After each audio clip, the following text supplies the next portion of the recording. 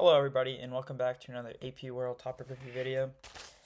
Today I will be going over causes of European exploration to the New World and the Columbian exchange.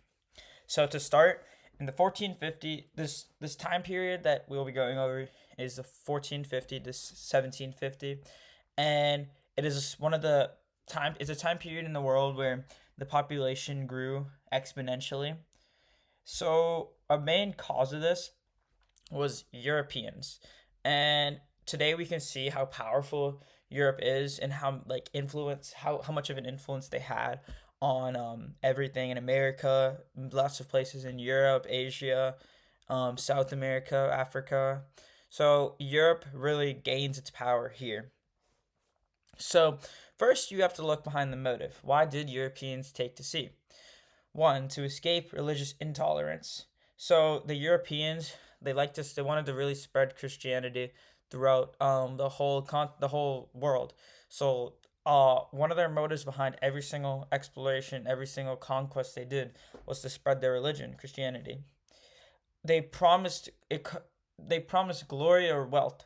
So going to these new places for the Europeans gave them the mindset that we will find something. You can see Christopher Columbus's voyage to America was in an attempt to find a faster route to Asia for spices in India. You can see gold. Gold is There's always a motive behind the trade, glory or wealth, and so that's basically all we can see about why Europeans took to sea. So next, we have to see how they took it to sea. So inventions and growth and innovations in technology was a huge part in their whereabouts on how they got places.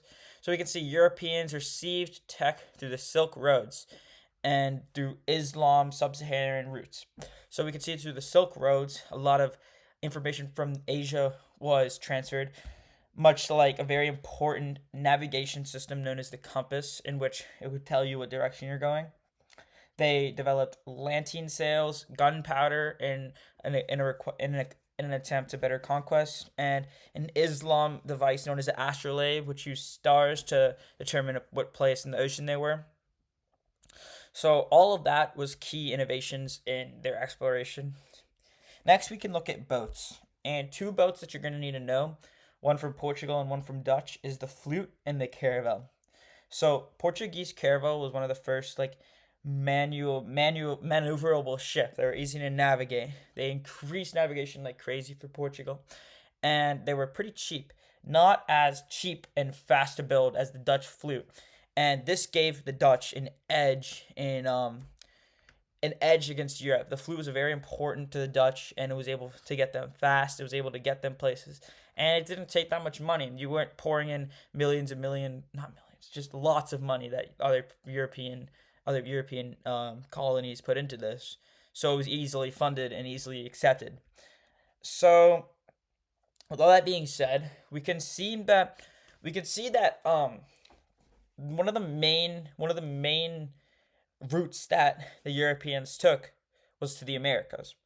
And this kind of leads into the one of the most important things that ever happened to the world, the Columbian exchange.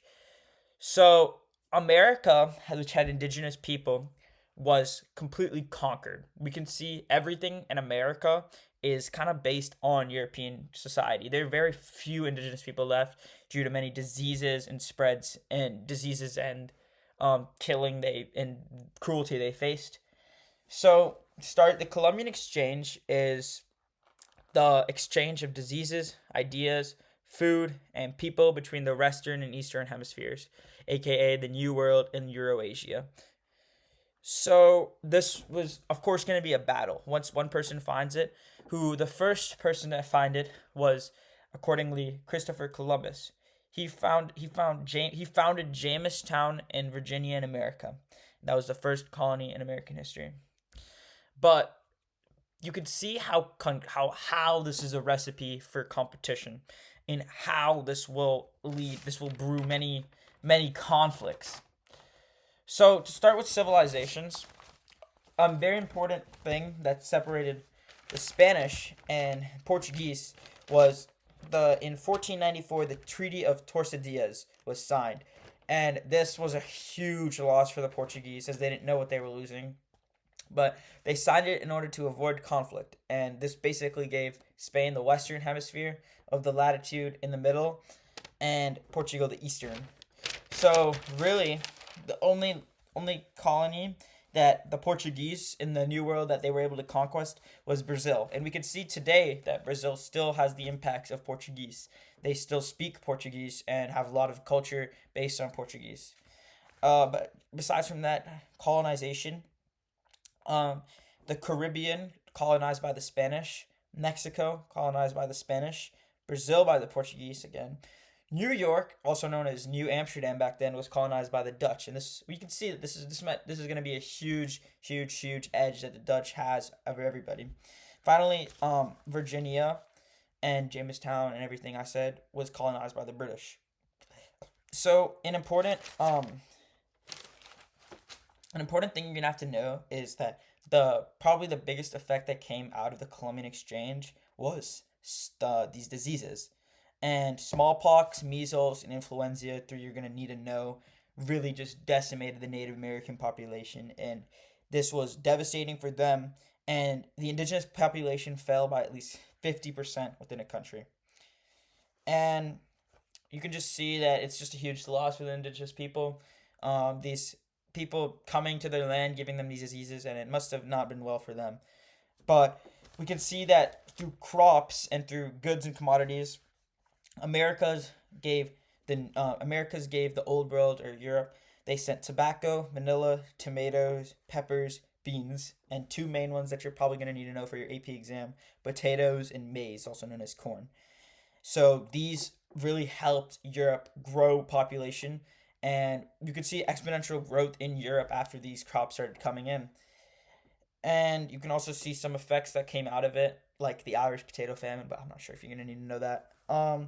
So, and the other way that happened, the old world to the Americas. So, Europe sent horses, cattle, pigs, sugarcane, which is a big one, coffee, and wheat to the Americas. So, now that we're on the topic of sugarcane was the origin of African slave labor. So, we could see this thing called the triangular trade, and it started by Africa sending slaves to Brazil. And in Brazil, they produced sugar. They had these plantations and they needed to produce sugar. So we can also see,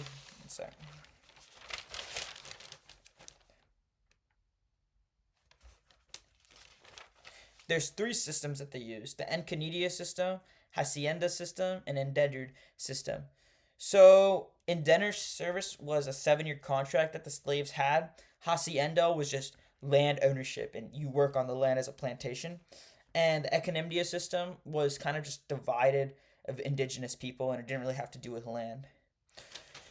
So going on with that, after Brazil produced sugar, they sent it to Europe. And Europe produced this sugar into sweets that they would then send back to Africa. And it'd be a triangular trade that benefited, really, if you want to use that word, all three, which is why they've all participated in it. And these sending slaves over to America, it's known as the Middle Passage, and it sent 12 million slaves to the New World, which had an incredible effect on Africa. You can see the diaspora there today, and it really just tore apart their culture, created corrupt values as really powerful leaders in Africa were getting this luxury life, and the poverty and the young men and children are getting sent to work as slaves, and if not, getting a racial caste system created. And you could just see the effect that we can see today, even in America and in Europe today, how divided, how warsome, how undeveloped, and how bad HDI is, sub-Saharan Africa. So you could blame Europe for that, of course. But that's all for the colonization of the New World. And I wanted to thank you guys for watching, and please let me know down in the comments below if you have any more questions.